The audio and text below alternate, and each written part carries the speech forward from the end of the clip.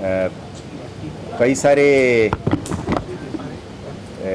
जब प्रेस की friends, media की फ्रेंड्स जब इंटरेक्ट करते हैं मेरे साथ, तो कई सारे सवालात, कई सारे इश्यूज़ होते हैं,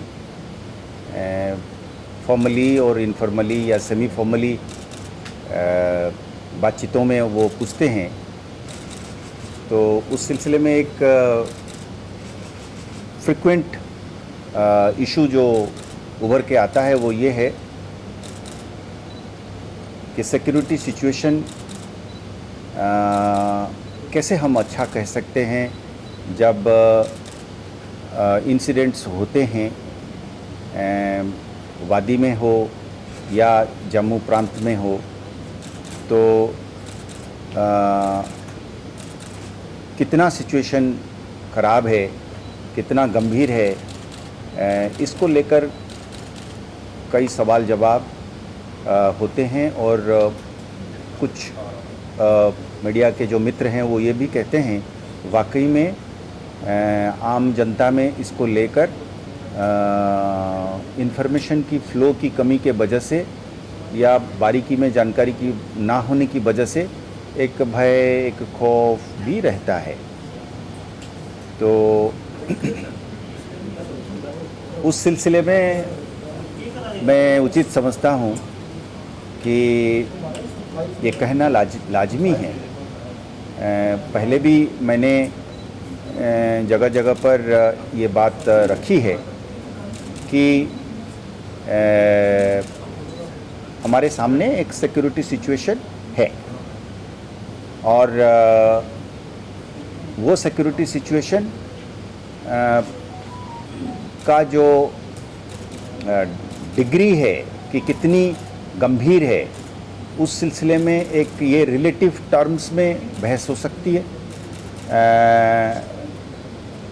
वही फ्रीक्वेंसी में, उसी लेवल ऑफ वायलेंस में कुछों का होगा मानना कि ये क्रिटिकल नहीं है या क्रिटिकल है,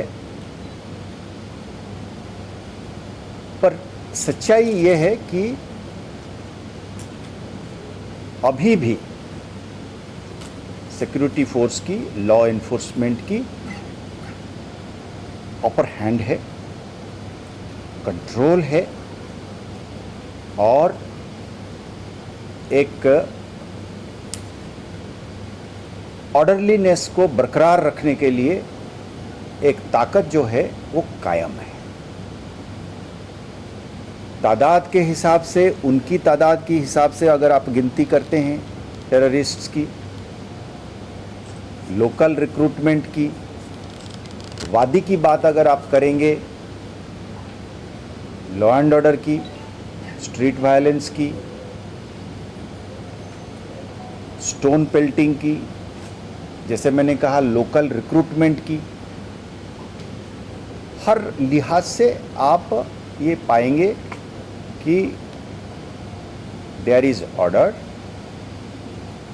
the degree of fear is certainly less than what it was 3 years ago or 4 years ago or 5 years ago,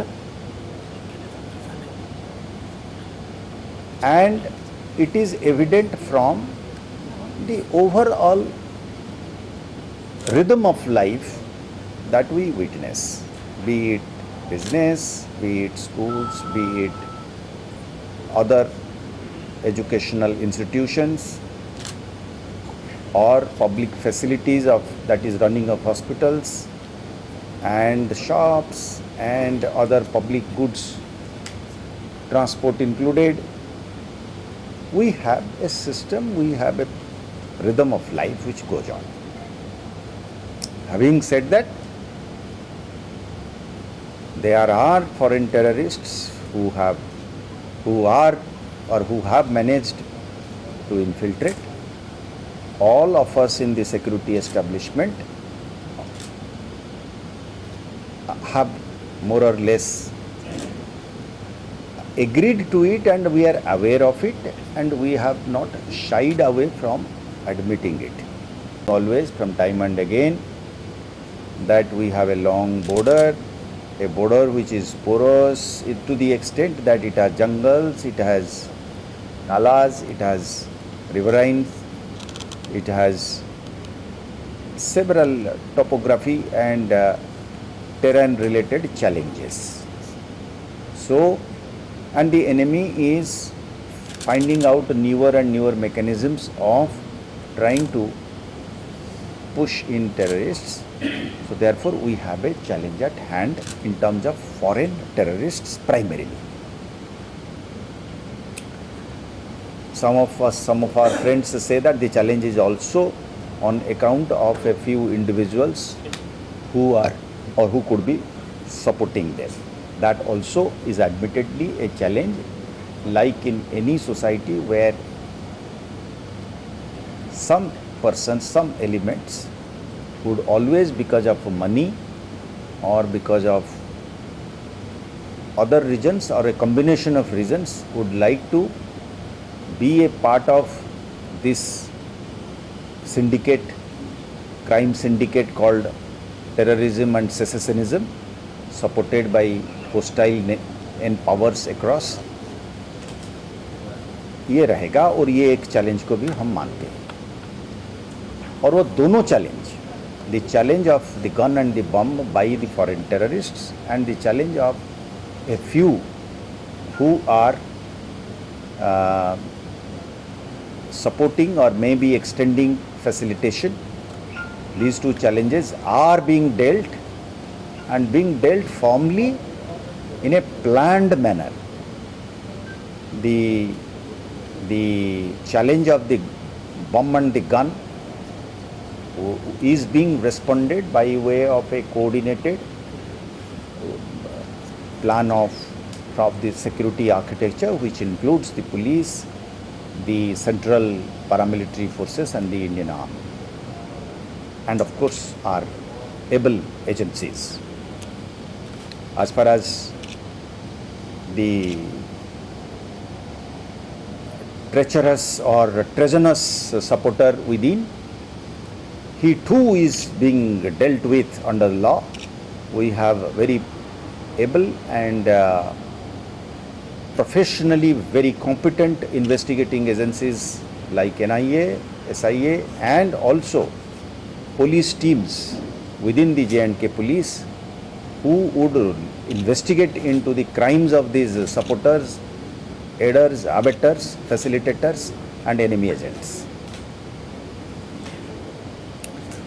अब अगर ये कोई पूछता है कि साहब ये सच नहीं है तो उस आंकड़े के एंगल से देखें, या आप एक खौफ की मात्रा के एंगल से देखें, आपको पूरा मिलेगा.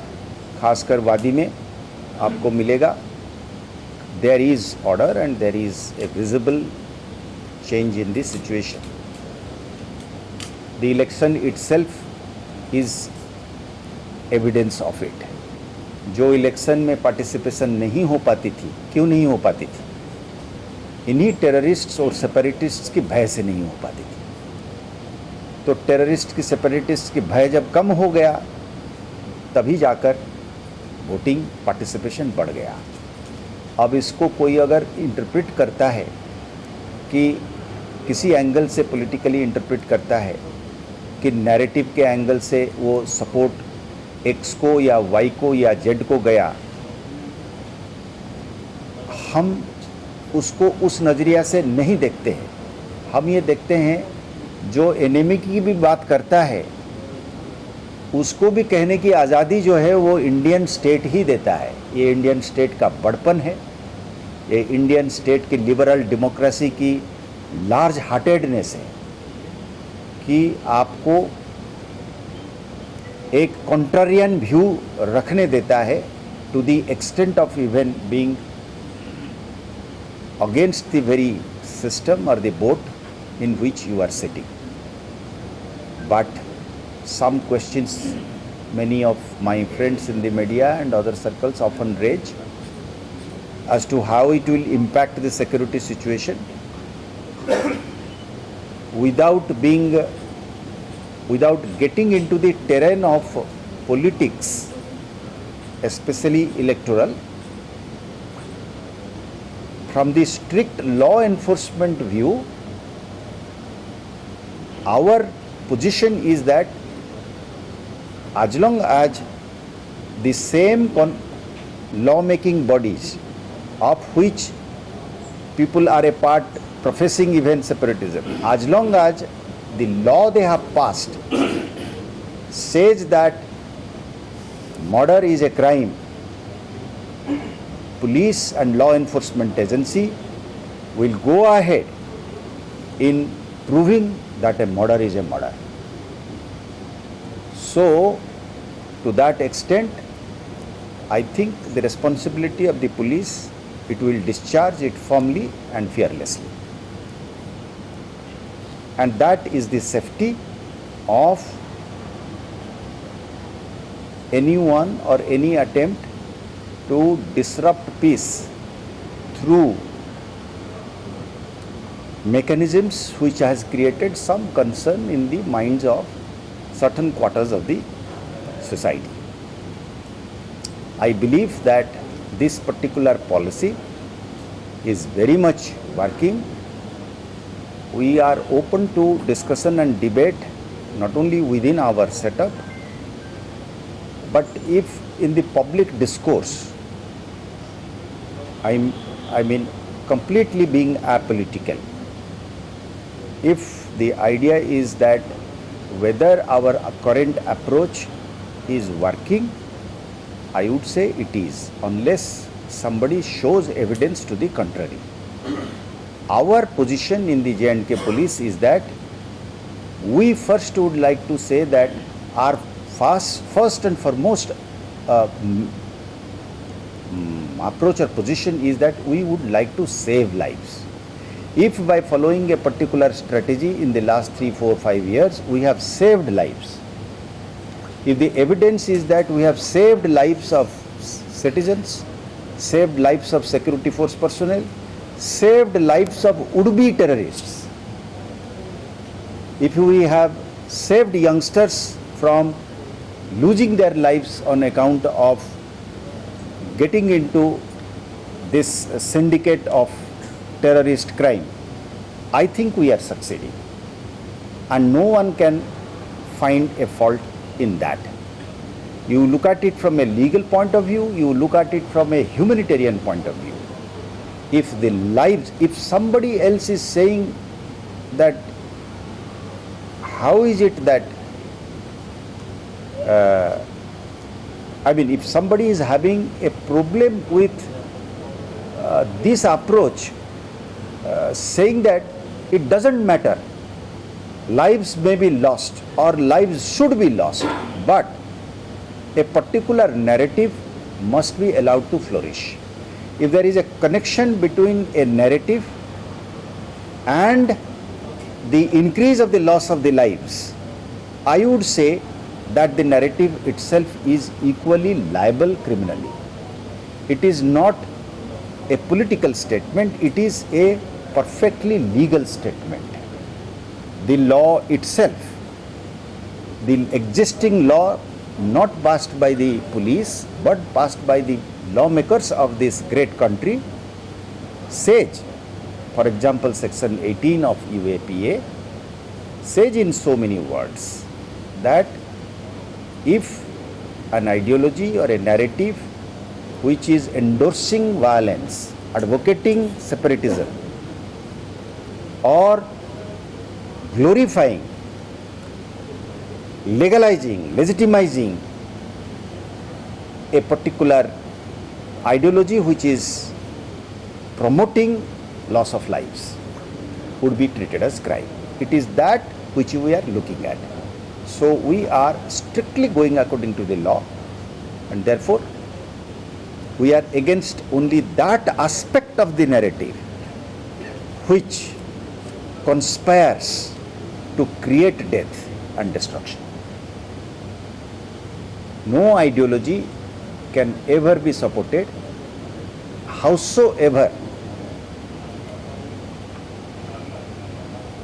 attractive it may be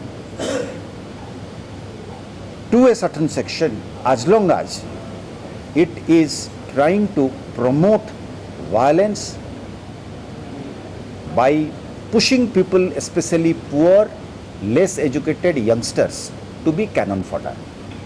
To that extent, I think our policy and our clarity of working is fully within the parameters of the law. In fact, we are liable, we are duty bound. Not doing so would be abdication of responsibility on my part and on the part of my colleagues and the police force which you have created and which you are paying for, to be able to give you peace, security and a certain amount of safety. Sir मेरा सवाल है, जैसे sir आपने अभी कहा कि presence of terrorist और terrorist हमारे एरिया में है, और हमने देखा कि 2 ऑपरेशंस खासकर डोडा और ये जो कठुआ का ऑपरेशन। हाँ, ये आज ही की डेवलपमेंट है कि हम तकरीबन 960 के जवान जो अभी फ्रेश पास आउट से हमारे पुलिस ट्रेनिंग स्कूल से, ये लोग बहुत यंग हैं, नौजवान हैं और बॉर्डर इलाके से हैं। ये बॉर्डर विलेजेस से ही हैं और इनकी स्पेशली रिक्रूटमेंट हुई थी जगह के हिसाब से कि आप बॉर्डर में ही से सिलेक्ट होंगे और बॉर्डर में ही तैनात होंगे। हमने आज उनका तैनाती कर दी है। हमने करीब 560 के आसपास जो है, आधा से थोड़ा सा ज़्यादा जम्मू साइड में गए हैं, बाकी कश्मीर में लगे हैं। और ये सिर्फ एंटी इन्फिल्ट्रेशन और एंटी टेररिज्म में काम करेंगे। ये कोई पीएसओ का काम नहीं करेंगे, कोई एस्कॉर्ट ड्यूटी नहीं करेंगे, कोई ऑफिस का काम स्टाफ नहीं लगेंगे। इनके ऊपर सख्त पाबंदियां हैं। इनके सुपरवाइजरी ऑफिसर्स के ऊपर आपने इनको इधर उधर नहीं कर सकते। आप इनको सिर्फ लगाएंगे एंटी इन्फिल्ट्रेशन और एंटी टेरर वर्क के लिए, ताकि जनरल एरिया सिक्योरिटी बढ़े और ताकि एडवर्सरी को उतना कठिन हो जाए मामला घुसने के लिए और टेररिज्म फैलाने के लिए, काम करने के लिए। और वो चूंकि हमारे अपने लड़के हैं, अपने ही गांव के लड़के हैं, बॉर्डर के लड़के हैं, वो जगह को जानते हैं, दुश्मन की टैक्टिक्स को समझते हैं और गांव वालों का हिफाजत करते हुए, गांव वालों को और साथ लेकर, जैसे आपने कहा कि एसपीओज की बात आपने करी, ये तो मैं पक्का कांस्टेबल्स की बात कर रहा हूँ, पर अपने ही लोग हैं। ये जे.एंड.के के बाहर के नहीं हैं, ये जे.एंड.के के बाकी डिस्ट्रिक्ट्स के भी नहीं हैं, ये यहीं के हैं। ये सब बॉर्डर तहसील्स के लोग हैं। हाँ, ये बात सच है कि हम बराबर कहते आए हैं कि जे.एंड.के पुलिस जो है एक आवामी पुलिस है। तो चाहे वो विलेज डिफेंस ग्रुप हो या चाहे वो एसपीओ हो या जे.एंड.के पुलिस के रेगुलर बंदा हो, ये एक्चुअली एक कड़ी के छोटे छोटे हिस्से हैं और आपस में जुड़े हुए हैं। तो विलेज डिफेंस ग्रुप जो हथियार लेता है वो जे.एंड.के पुलिस से लेता है और वो थाने के सहारे और थाने के कानून की ताकत से काम करता है। एसपीओ भी पुलिस एक्ट के तहत उसको तो वैसे उतना ही माने अथॉरिटी है जितना पुलिस को है। वो एक वॉलंटियर की तौर पे, उसको एक ऑनरारियम कहते हैं हम, उसके अगेंस्ट में काम करता है। पर हम इस बात को भली भांति जानते हैं और जो सिक्योरिटी की जो स्टील फ्रेमवर्क है, यानी कि पैरामिलिट्री और मिलिट्री, वो लोग भी इस बात को अच्छी तरीके से मानते हैं कि साहब बिल्कुल सही बात है। लोकल थाना, लोकल एसपीओ, लोकल वीडीजी, इनकी कंबाइंड ताकत और आवामी मिलके यही हमको सपोर्ट देता है। तो चूँकि हर आदमी के पास बंदूक नहीं हो सकता है, तो एक मिलिट्री रहने का मतलब होता है कि एक बड़ा सा एक ग्रिड देता है आपको, एक स्ट्रक्चर देता है, जिस स्ट्रक्चर के तहत आवाम कर सकता है। वो एक एनाबलिंग एनवायरनमेंट क्रिएट करता है, मिलिट्री और पैरामिलिट्री की जो ग्रिड। उस एनाबलिंग एनवायरनमेंट में असल काम, आपने जैसे कहा, असल काम यही बीडीजी, एसपीओ और आवामी पुलिस करती आई है, करी है पास्ट में, आगे के लिए भी करेगी।